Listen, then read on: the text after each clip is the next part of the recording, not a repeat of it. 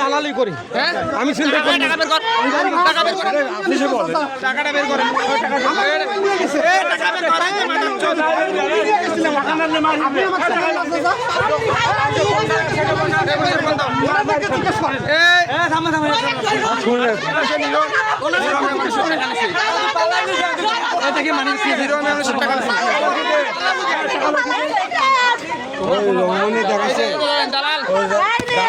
দালাল দেখেন কি করছে দালাল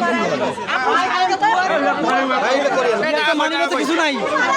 রোগী নিরোগী গ্রাম থেকে আসছে টাকা কেন আমি নিব আমি কি চিন্তাই করি না আমি কেন পালাবো